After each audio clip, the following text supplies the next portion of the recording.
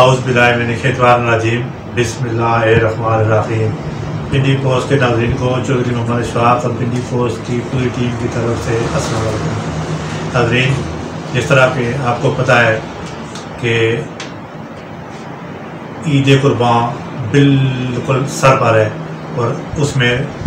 2 دن باقی ہیں، تو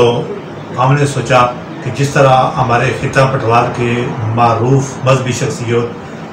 مولانا احمد جمال صاحب اس سے قبل بھی ہمیں دینی مسائل کے حوالے سے بہت اچھے طریقے سے آگاہی کرتے ہیں، دیتے رہتے ہیں اور ہمارے سوالوں کے بہت سے اچھے طریقے سے جواب دیتے رہتے ہیں، تو آج بھی ہم نے ان کو اپنے پروگرام میں زحمت دی ہے، کیونکہ عید قربان کے حوالے سے بہت سارے ایسے مسائل ہوتے ہیں جن کا ہم کو پتہ نہیں ہوتا ہے۔ تو محترم مولانا احمد جمال صاحب بڑی میٹھی زبان میں، بڑے دھیمے لہجے میں ماشاءاللہ اتنے خوبصورت طریقے سے ہمیں سمجھاتے ہیں کہ ان کے منہ سے نکلی ہوئی ایک ایک بات ذہن نشین ہو جاتی ہے۔ تو آج بھی ہم نے قربانی کے مسائل کے حوالے سے ان کو اپنے پروگرام میں دعوت دی ہے۔ ان سے پوچھیں کہ قربانی، ویسے تو قربانی کے حوالے سے قدم قدم پر ایسے مسائل موجود ہیں جن کا ہمیں علم نہیں ہوتا ہے،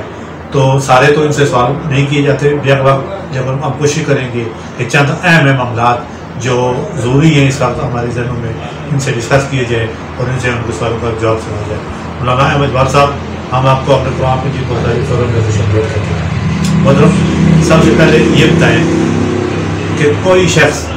کوئی مسلمان اپنے دل میں قربانی کے لیے بہت سی گہری خواہش لیے بیٹھا ہو، لیکن اچانک قربانی کے نزدیک جب دن آتے ہیں تو اس کے حالات اتنے خراب ہو جاتے ہیں کہ وہ قربانی نہیں دے پاتا ہے، لیکن اس کے دل میں بڑی حسرت ہوتی ہے، اس کے دل میں بڑے ارمان ہوتے ہیں، یار کاش میں بھی قربانی کرنے کے قابل ہوتا۔ تو ایسی صورتحال میں اگر کوئی شخص قربانی نہیں کر سکتا تو اس کے لیے قرآن و حدیث کیا کہتے ہیں؟ بسم اللہ الرحمن الرحیم، الحمد للہ وحدہ والصلاة والسلام علی من لا نبی بعد، وقال اللہ تعالی فی القرآن المجید، اما بعد فاعوذ باللہ من الشیطان الرجیم، بسم اللہ الرحمن الرحیم، قل ان صلاتي ونسكي ومحياي ومماتي لله رب العالمين،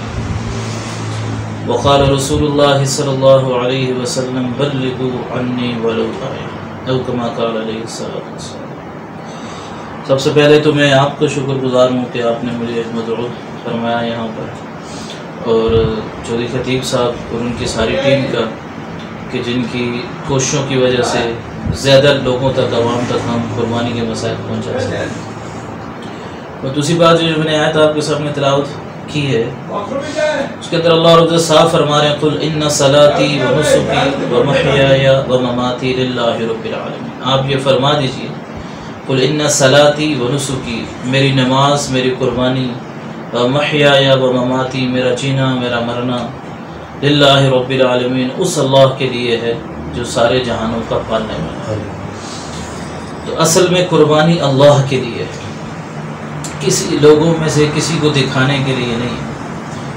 اگر کسی کے آدمی کے اندر یہ خواہش ہے کہ میں قربانی کرنا چاہتا ہوں، تو سب سے پہلے یہ دیکھا جائے گا آیا وہ صاحب نصاب ہے کہ نہیں، کہ اس کے پاس سارے گھر کے اخراجات پورا کرنے کے بعد اس کے پاس اتنے پیسے فالتو بچ جاتے ہیں، اس کے پاس سیونگ اتنی ہے کہ جس کی قیمت 52.5 تولے چاندی کے برابر بن جاتی ہے، تو پھر اس کے اوپر قربانی واجب ہے۔ وہ سیونگ نقدی کے اعتبار سے بھی ہو سکتی ہے، سونے کے اعتبار سے بھی، چاندی کے اعتبار سے بھی، اور فالتو سامان کے اعتبار سے بھی۔ اب لیکن اس میں یہ دیکھا جائے گا ابھی کہ اگر ان ساری چیزوں میں سے چند ایک چیزیں ہیں، ان سب کو ملایا جائے، سونا ہے، کچھ چاندی ہے، کچھ نقدی پیسے ہیں، کچھ سامان ہے، تو اس کی قیمت 52.5 تولے چاندی کے برابر بن جاتی ہے، تو پھر اس پر بھی قربانی واجب ہے۔ جب قربانی واجب ہو جاتی ہے تو پھر حالات جیسے بھی ہوں، پھر اس کو کسی طریقے سے بھی قربانی کرنی پڑے گی، یہ اللہ کی طرف اس کے اوپر واجب ہوگی۔ لیکن اگر قربانی واجب نہیں ہے، پھر بھی دل کے اندر خواہش رکھتا ہے کہ میں کرنا چاہتا ہوں، تو پھر اس کی صورت یہ ہے کہ آدمی ماہانہ کے اعتبار سے کچھ نہ کچھ پیسے جمع کرنا شروع کر دے، 10,000 1500 رکھے، اور جب وقت پورا ہے 12,000 13,000 یا 15,000 تک اس کے پاس اگر پیسے ہو جاتے ہیں تو وہ آسانی سے قربانی کر سکتا ہے۔ اس میں ہم یہ کہیں گے، جو میں نے آیت پڑھی ہے اس کے اندر یہی کہا گیا کہ یہ قربانی اللہ کے لیے ہے. تو اس میں لوگوں کو نہیں دکھانا کہ میں بڑے سے بڑا جانور لوں گا، بڑے سے بڑے جانور میں اس طرح ڈالوں گا. آپ 10,000 15,000 کے بیچ میں بھی اگر قربانی کر سکتے ہیں تو آپ کریں. پر صرف یہ ہے کہ جانور جو ہے نا جو قربانی کے لیے لگتے ہیں، قربانی لگتی ہے، وہ جانور ہونا چاہیے، چھوٹے سے چھوٹا حصہ ڈالیں. میں نے دیکھا ساگری کے اندر کچھ لوگ ایسے بھی ہیں جو آپس میں مل کر، یعنی آپ بیوی کے پاس زیور ہے جس کی وجہ سے قربانی واجب ہے، لیکن وہ بیوی کہتی ہے میں تو کمائی نہیں کرتی، وہ شوہر کہتا ہے جی میری کمائی میں تو اتنے پیسے ہی نہیں ہیں کہ میں آپ قربانی کر سکوں. تو آپس میں مل کر کم سے کم، یعنی میں حیران رہ گیا کہ انہوں نے کل پرسوں مجھے بتایا کہ ہم آپس میں 60 سے 70 ہزار کے بیچ میں جانور خریدتے ہیں، یعنی 2 من کا ہو 2.5 من کا ہو، ہمیں اس سے کوئی غرض نہیں ہے، ہم نے گوشت نہیں چاہیے، ہمیں تو اپنا فرض ادا کرنا چاہتے ہیں. تو بہت سارے طریقے ہو سکتے ہیں، اگر اس طریقے سے بھی کوئی قربانی کر لے تو ضرور کریں. مطلب جب کوئی شخص قربانی کا جانور خریدنے کے لیے گھر سے نکلتا ہے، بکرا خریدتا ہے، بیل خریدتا ہے، جو کچھ بھی خریدتا ہے، تو سب سے پہلے اسے خریدنے سے پہلے کون سی جانور میں ایسی خصوصیات ہونا ضروری ہے جن کو مد نظر رکھنا پہلے ضروری ہے اور خریدنا بعد میں ضروری ہے؟ جی اس اعتبار سے میں یہ کہوں گا کہ جانور کون کون سے قربانی لگتے ہیں. جی سب سے پہلے جب خریدنے کے لیے نکلے گا تو اس کے دماغ میں یہ بات ہونی چاہیے کہ میں کون سا جانور خریدوں. اس کے اندر اونٹ ہے، اور اونٹ کے لیے شرط یہ ہے کہ وہ 5 سال کا ہونا چاہیے. اس کے اندر گائے اور بھینس ہے، اس کے اندر شرط یہ ہے کہ وہ کم سے کم 2 سال کے ہونے چاہیے، 2 سال سے اوپر. اس کے بعد بکرا ہے، بکری ہے، اس کے اندر شرط یہ ہے کہ یہ 1 سال کا ہونا چاہیے. گائے بھینس میں بھی مونس مذکر ہو سکتا ہے، اونٹ میں بھی مونس مذکر ہو سکتا ہے. اور آخر میں یہ ہے کہ دمبا، مینڈے کی قربانی یہ سب سے افضل ہے. لیکن اس کے اندر تھوڑا سا عمر کے اعتبار سے فرق یہ ہے کہ دمبا وہ، مینڈا وہ جو 6 ماہ کا اتنا زیادہ موٹا تازہ تگڑا ہو کہ اگر اس کو سال والے جانوروں کے بیچ میں چھوڑا جائے تو وہ لگے ہی نہ کہ یہ 6 ماہ کا ہے یا سال کا ہے، اس کی صحت اتنی اچھی ہو تو پھر وہ دمبا قربانی لگ سکتا ہے اس کو. لیکن اس میں یہ ہے کہ آج کل چونکہ ریوڑ بڑے بڑے دمبے کے تو ہوتے نہیں ہیں، عمومی طور پر اس کا اندازہ کرنا مشکل ہو جاتا ہے. اور جو لوگ 6 ماہ کا 7 ماہ کا دمبا بیچ رہے ہوتے ہیں وہ کہتے ہیں جی یہ نسل ہی چھوٹی ہے. تو اس اعتبار سے نہیں ہوگا، آپ کو پوری تسلی کرنی پڑے گی. تو 6 ماہ کا دمبا بھی قربانی لگ سکتا ہے اگر وہ موٹا تازہ اس اعتبار سے ہے کہ سال کے جانوروں میں چھوڑا جائے تو اس کے اعتبار سے لگے. باقی عمروں کے اعتبار سے جو میں نے بتا دی ہے اس طرح ہونا چاہیے. اور اگلی بات یہ ہے کہ جانوروں میں پھر بہت بات لمبی ہو جائے گی، بہت مسائل ہیں کہ جس کا سینگ بھی پورے ہونے چاہیے، کٹے ہوئے نہ ہوں، کان کٹے ہوئے نہ ہوں، یا قربانی سے پہلے وہ جانور اتنا لنگڑا نہ ہو چکا ہو کہ وہ عیدگاہ تک جا ہی نہ سکے. ایسے معاملات ہوتے ہیں کہ عیدگاہ تک نہیں پہنچ سکتا تو وہ قربانی نہیں لگتا. ویسے عام بیماری ہے، چھوٹی موٹی لگ جاتی ہے لیکن وہ چلتا پھرتا ٹھیک ہے. اندر بیماری ہے تو پھر اس میں کوئی حرج نہیں، وہ جانور قربانی تو لگ سکتا ہے. لیکن یہ دیکھا جائے گا کہ آپ اتنے اچھا جانور دینا چاہتے ہیں اور آپ کو پتہ ہے کہ یہ جانور بیمار ہے لیکن آپ کو پاس پیسہ بھی ہے، آپ دوسرا جانور کر سکتے ہیں تو آپ کریں. اور بیمار جانور آپ کی ملکیت ہے، آپ خود بھی کھا سکتے ہیں، بیچ بھی سکتے ہیں، کوئی حرج نہیں ہے. لیکن اگر آپ یہ چاہتے ہیں کہ ہم دونوں قربان کرتے ہیں تو دونوں کر سکتے ہیں، کوئی حرج نہیں ہے. محترم احمد جمال صاحب، قربانی صرف گھر کے سربراہ پر فرض ہوتی ہے یا کوئی بھی گھر کا بندہ جو سب ایسی چیزوں دے دے اور سب کی طرف سے دعوت جاتی ہے، یا گھر کے سربراہ کو قربانی دینا ضروری ہوتی ہے؟ اصل میں یہاں بات قربانی کے وجود میں گھر کے سربراہ کی نہیں ہوتی. جی، قربانی کے وجود میں بات یہ ہے کہ آپ کے اوپر قربانی واجب ہے یا نہیں. 52 تولے چاندی کے برابر آپ کی ملکیت ہے یا نہیں. عمومی طور پہ ہمارے علاقوں میں تو یہ دیکھنے میں آتا ہے کہ اچھی بڑی فیملی ہے، 4 بھائی اکٹھے رہ رہے ہیں، چاروں کے پاس الگ الگ گاڑیاں ہیں، اپنی اپنی نوکری کر رہے ہیں، اچھا بینک بیلنس ہے، لیکن کھانا پکانا اکٹھے ہے. لیکن جب قربانی کی باری آتی ہے تو وہ کہتے ہیں جی ایک آدمی کر دے تو سب کی طرف سے ہوگی. ایسی بات نہیں ہے. اگر 4 آدمی صاحب نصاب ہیں گھر میں تو چاروں کے اوپر قربانی واجب ہے. اور اسی طرح عورتیں صاف کہہ دیتی ہیں جی ہم کمائی تو نہیں کرتی، میں قربانی کہاں سے. لیکن اگر ان سے یہ کہا جائے کہ آپ اگر کمائی نہیں کرتی تو زیور کی وجہ سے آپ کے اوپر قربانی واجب ہے، آپ اس کو بیچ دو، تو وہ بیچنے کے لیے بھی تیار نہیں ہے، زکوٰۃ دینے کے لیے بھی تیار نہیں ہے. تو ایسی عورتوں سے یہ کہا جائے گا کہ آپ قربانی دیں، زیور کی زکوٰۃ دیں، تاکہ یہ فرض جو آپ کے ذمہ ہے یہ ثابت ہو، آپ گناہگار نہ ہو. ٹھیک ہے. مال جمع کرنا، اس کو کہتے ہیں نا کنز بنانا، خزانہ بنانا، یہ اللہ کو پسند نہیں ہے۔ آپ بند کر کے رکھیں گے، اللہ رزق بند کرے گا۔ رزق تو اللہ پاک دے رہے ہیں، اس طرح تو بند نہیں کرتے، لیکن آتا ہے روایت کے اندر کہ جو دیتا ہے اللہ اس کو اور دیتے ہیں، جو روکتا ہے اللہ اس پہ اپنا بھی ہاتھ روک لیتے ہیں۔ لیکن اس اعتبار سے میں یہ کہوں گا کہ مرد کو یہ چاہیے، اس عورت کو بھی چاہیے سمجھداری کا مظاہرہ کریں کہ دیکھو میرے اوپر قربانی واجب ہے، میں نے اپنے قبر میں جانا ہے، آپ تو سارا خرچہ ہمارے اوپر کر دیتے ہو، مرد آپ کے اوپر واجب بھی نہیں ہے، اور قبر میری الگ ہوگی، آپ کی الگ ہوگی، تو اس لیے مرد سے ساتھ اس معاملے میں بحث کرے، 500 1000 ہر مہینے لے کے یہ میں قربانی کے لیے دوں گی، یہ میں زکوٰۃ کے لیے رکھ رہی ہوں، وہ تھوڑی کر کے جمع کرے اور سال کے بعد قربانی کرے، اور اسی طرح سال کے بعد وہ زکوٰۃ بھی اپنی ادا کرے، تو بہت اچھی بات ہے، کر سکتے ہیں۔ نہیں کر سکتی تو بہتر یہ ہے کہ آپ اس کو بیچ دیں، بہتر میرے خیال میں یہی ہے کہ آپ ایسا کر لیں۔ اب اگر ایسی عورت کو صاحب نصاب ہے تو مرد اور عورت دونوں کے اوپر واجب ہے کہ دونوں الگ الگ قربانی کریں، وہ ایک نہیں کر سکتا۔ اس میں وہی بات بھی آ جاتی ہے کہ گھر کے سربراہ کے اوپر صرف واجب نہیں ہے، صاحب نصاب کے اوپر قربانی واجب ہے۔ اچھا، اس میں ایک بات میں اور بھی اس میں ایڈ کرنا چاہتا ہوں، وہ یہ ہے کہ کچھ لوگ یہ کہتے ہیں صاحب نصاب تو ہوتے ہیں، اچھی قربانی کر رہا ہوں، لیکن ایک سال جو ہے وہ اپنی طرف سے کہتے ہیں جی میری نام کی قربانی، دوسرے سال کہتے ہیں جی میری بیوی کی قربانی، تیسرے سال میری فلانی بچے کی، پھر مولانے بچے کی۔ ایسی بات نہیں ہے، صاحب نصاب کے اوپر قربانی واجب ہے، اسی کی طرف سے ادا ہوگی۔ جب اس کی طرف سے ادا ہو گئی، اب اس کے بعد وہ دوسری قربانی جس کی طرف سے مرضی ہے وہ کر سکتا ہے، لیکن پہلے اپنی اسے کرنی پڑے گی۔ اپنے مردہ جو فوت شدہ والدین کی طرف سے بھی کر سکتے ہیں، بلکہ پیارے نبی علیہ الصلوۃ والسلام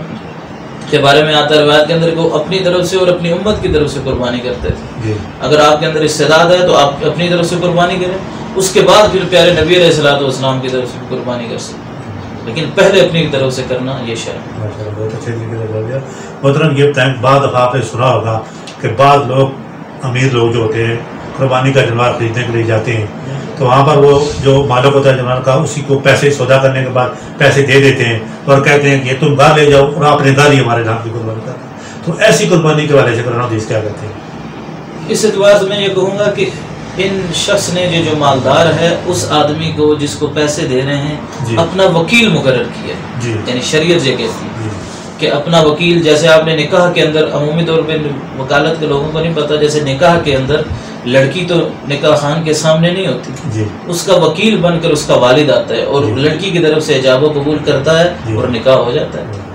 اسی طرح کا یہ معاملہ ہے کہ اگر آپ اپنی وکیل مقرر کر دیتے ہیں اپنی قربانی کا کہ میں آپ کو پیسے دے رہا ہوں، آپ کو وکیل بناتا ہوں، آپ میری طرف سے قربانی کر لو،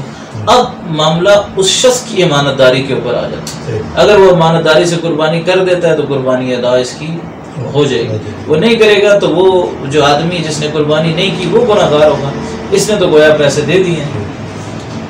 مطلب یہ بتائیں کہ کچھ لوگ قربانی کے پہلے دن، دوسرے دن، تیسرے دن قربانی کرتے ہیں، تو کیا قربانی کا ثواب تینوں دن یکساں ہے یا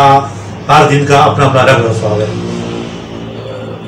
اس اعتبار سے میں یہ کہوں گا کہ ثواب یکساں ہی ہوگا، کیونکہ جب اللہ پاک نے 3 دن دے دیے ہیں جی تو 3 دنوں میں سے کسی دن بھی آپ قربانی کر سکتے ہیں۔ بعض اوقات یہ ہوتا ہے کہ آپ پہلے دن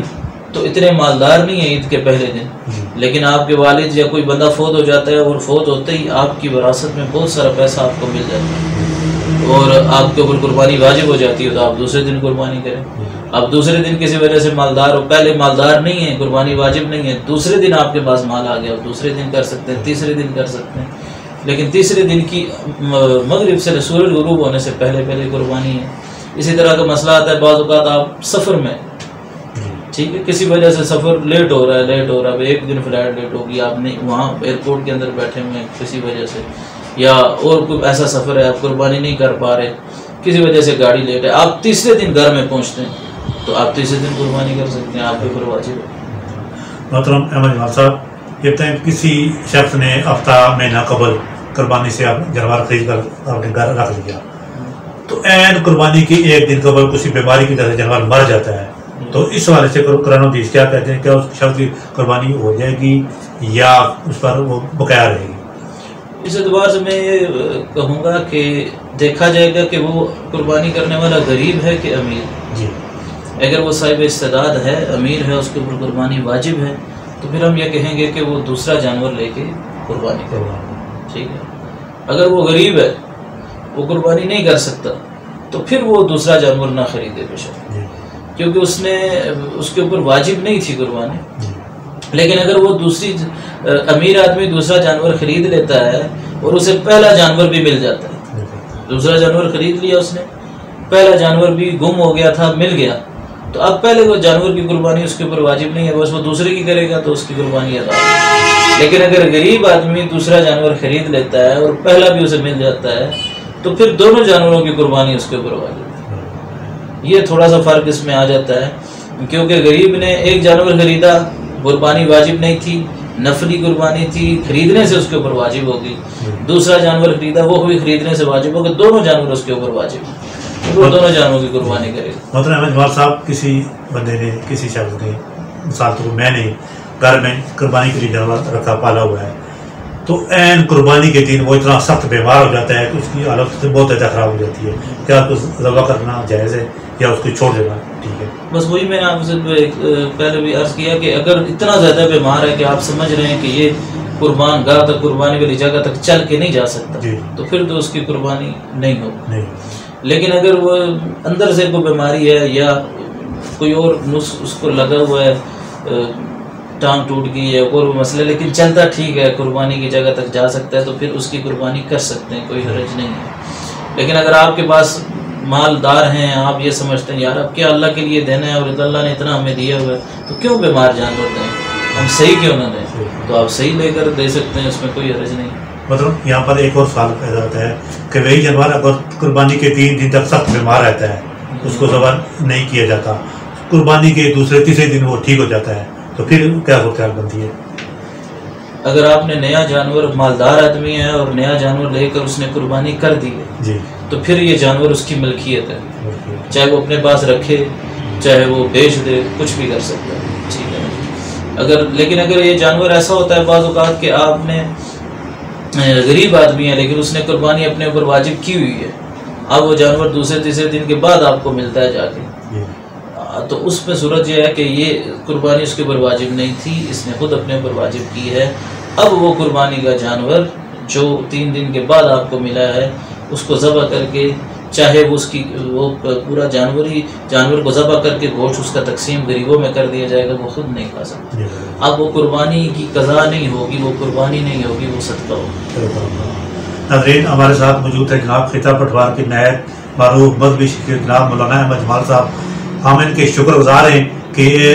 بسا اوقات ہمیں وقت دیتے رہتے ہیں اور دین کے والے سے ایسے معاملات، ایسے مسائل، ایسے سوال جو